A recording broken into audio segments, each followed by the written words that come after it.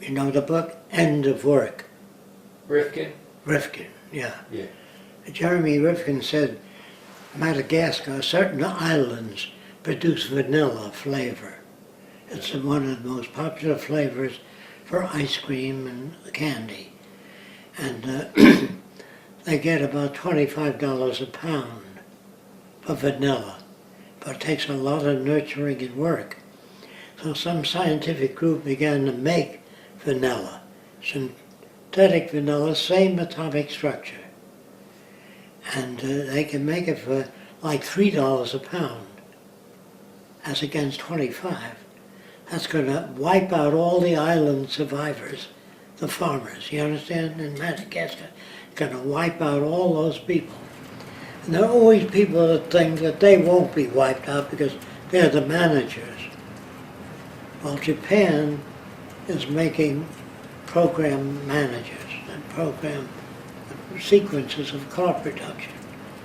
And they get all the workers together to work as a team.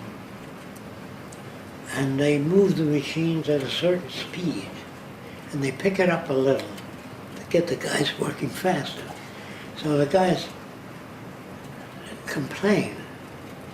So if they complain too much, they can. And so they keep running the machines faster until a person slows up. And when he slows up, there's a light that blinks at his station. So the other guy says, pick it up a little. And so a lot of stress in Japan, emotional stress, because they work them continuously. They order them. And it's teamwork. And they love the company. And after hours, they have company dinners and company affairs, so the family hardly ever sees the members of the family. And years later, after they retire, they usually degenerate because they've been worked to the limit. They have no hobby thinking or anything else. And they're lost without the company. Do you understand? The psychological problems. The company is like their family more. Yeah, the company pushes and shoves to see how much they can get out of them. So what you have to remember is that the company will not succeed unless it's faster than General Motors, better than Toyota, you know what I mean? They can't, the whole world today depends on how efficient your production is. And if you have machines doing most of the work, then the help has to be like computer programmers. And they all make recommendations. And they familiarize all the workers with every aspect of production. So they are generalists in the automobile production field, not in thinking. And their devotion to the company is like the mother. Without that mother, they'd have no jobs. And there's new organizations forming in Japan to try to counteract that. But that doesn't bring any money to Japan, so it won't be too successful. You can't counteract something unless you bring something new. They don't give many social services over there either, do they? They do have some. The Japanese that have been laid off, and those affiliated with Goodwill and all that, to a limited extent. But Japan does not have the social services U.S. has yet. But when they get laid off, there is no future. There's nothing they can study unless they study computer programming, and they got a hell of a lot of computer programmers in Japan. Do you understand? The programmer operates the sequences, whereas the foreman used to do that. He used to say the wheels come on, now they go to painting. Well, the computerized program does that. So the guy in charge used to be in the front office. Now the desk is right in the shop, next to the working men. So that they dress like the working men, they wear the same clothing. And that's to make them feel that they're all one. So American engineers went to Japan to study their system, and they're installing it in America. That's what time and motion people are. They get more motion out of people in less time. So if you assemble certain things and you got a straight assembly bench, if you bend it, all the parts are nearer. And so you can assemble things faster, but you don't get paid more. You know what I mean?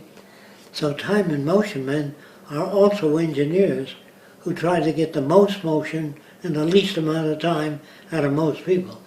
Now, their job is to get to do that. Their job is not to benefit people. See, now there should be psychologists study stress levels and stop at a certain point. That does not help the company. Do you understand? That's why they don't have psychological fatigue studies. But we would have that because that means more hospitalization. If you don't have fatigue studies, the company doesn't pay for it, the guy pays for it. So that's his problem. If he gets sick or a nervous breakdown, he has to go to a psychologist or a hospital. The company does not study that because it doesn't do them any good to find out what the level is. I think it would do them good, but they don't understand that. All they have is charts, production levels. If it goes up higher, whatever the production line is that's getting that high mark, it's called exponential curve. They try to put that on all levels. Then Japanese companies do not share ideas with other Japanese companies, but they do welcome visits to their plant, and people make notes and walk away with the same thing. Now the supermarkets, I don't know if you notice this, they don't have all the cashiers working. They have certain aisles working, and they put more load on the girls, tabulator. And they have new machines that measure the phone calls that the help makes while they're on the production line. If the phone call runs over a certain amount of time, it's noticed. It's printed out. So the executive managers of the supermarkets know how much time you spend on the phone, even though it's your family. And if you get more than 4 days off a year, they tend to can you. So when I say capitalism is inefficient, it hurts itself because the more people you lay off, eventually they won't have the money to pay taxes or buy the products. Do you understand what I'm saying? If you don't, you're supposed to interrupt me. So if I say capitalism was okay maybe 100 years ago, we didn't have any other systems, but it's socially offensive today. People have higher stress levels, most normal people, because their company tries to get them to take their work home with them and think about it, you know. But you've been around a while. Would you say stress levels, if you think back Even to amongst the executives. But let's say when you were a child, do you think back and remember, did people have just as much stress then as they do now, or less? Well, over the years, they have less because they weren't laid off as much. Today you work for a company, you get laid off, and you look for the same job again, and it's gone. Automation is being installed very quickly. And the rate that automation is being installed is going up like that. It isn't a slow, long curve. Now, if they build automation plants, you don't need heating in the winter because machines don't need that. Do you understand? When you got humans working it, you need heating and daylight and electric lamps. You don't need that with machines. You also have to give a little bit of insurance on the working people. You have to have a nurse and a first aid station. You don't need that with machines. So with machines, it's called lights out manufacturing. You know, the factory could be dark as long as it's automated. That's why human systems go on strike, they smoke, they go to the bathroom, they fuck off, which is all normal. But with machines, there's no fuck off. They work hard all the time, and they make no demands. So if I say we're moving toward a machine world, It isn't a wish that I have, it's a natural direction of technology. An engineer's job is to tighten up systems, make things work better. So the engineers don't know that they're hurting other people. They say, well, why don't you become an engineer? Until they get laid off. Till you have you have a monitor in a supermarket that works with a cashier, which I told you, they measure the time. If a person calls up and says, are you running anything special on beans today? If they spend too much time on the phone, they're moved out. So their phone calls are monitored. And the more you know about people and their bank accounts, the more you know that we're going to have a good business year this Christmas if a lot of people have savings in the bank. So they monitor, banks do monitor what you buy and how much you withdraw and how much you put back in. So the more banks know about you, and there's certain things they're not supposed to do that are against the law, but the lawyers have a way of saying, well, we want to know whether a person is an agitator, or a communist. So the more information you get on people, their savings, their habits, their hobbies, the more you know about them, the more you can predict. So I say what science is about is predictability. If you know if you go hunting Wednesdays, you're going to catch more deer than Sunday, because everybody's out there hunting on Sunday. You know what I mean? So if you keep a record of that, you have to do that for yourself in order to catch deer. Does that make sense? If you share your ideas, always go Wednesday because it's least crowded. If a guy says, instead of taking Saturday off at work, I'm going to work Saturday, but I'm going to hunt Wednesday because there's more deer. You understand that? He doesn't tell everybody in the plant that, because everybody would do that. Yeah. Self-interest hurts the majority of people, but it doesn't hurt the person that's involved in self-interest. That's why most people stick to what they know. Because when you tell them there's another way, it doesn't do anything for them right now. Do you understand that?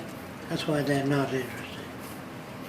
But if the system continues to lay off people, they're going to be forced to be interested.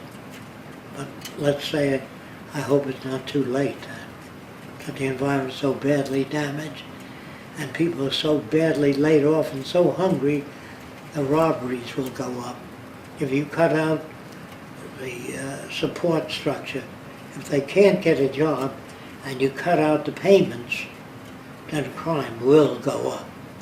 Whether they hit you on the head and take your wallet or break into your house. Now it's more efficient for criminals to work as a gang rather than you trying to rob a bank.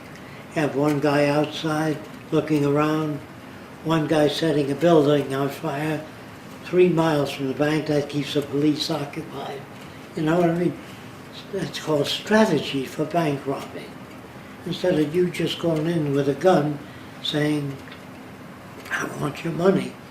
The banks are now installing very heavy plate glass laminated so that even if you point a gun at the teller, she has a foot pedal she presses. That rings an alarm at the police station. That means there's a robbery underway. Now they're not allowed to install trapdoors in front of the cashier. When you press a button, you fall through the trapdoor because it might accidentally go off and they'll sue the shit out of the bank. They're not that accurate yet, but I can assure you when they are, they'll install them. And it becomes more difficult to become a criminal with all these cameras around the banks.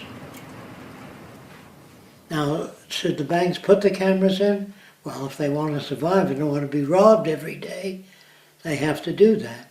And their insurance is less. Do you want to know that? If you put fire sprinklers in hotels, your insurance is less. So people put them in, they don't put them in for your benefit. You got to remember that if you get sentimentally attached to any system, including the one where you're an engineer and you make things faster, Engineers do not concern themselves with working people. So look, if they were smart enough, they'd be engineers. But until the engineers get laid off, that's why Veblen wrote a book called Engineers and the Price System. He explains what will happen to engineers. And he says that you are the guys that make everything happen. You ought to be in charge of society. But no engineer thinks that way.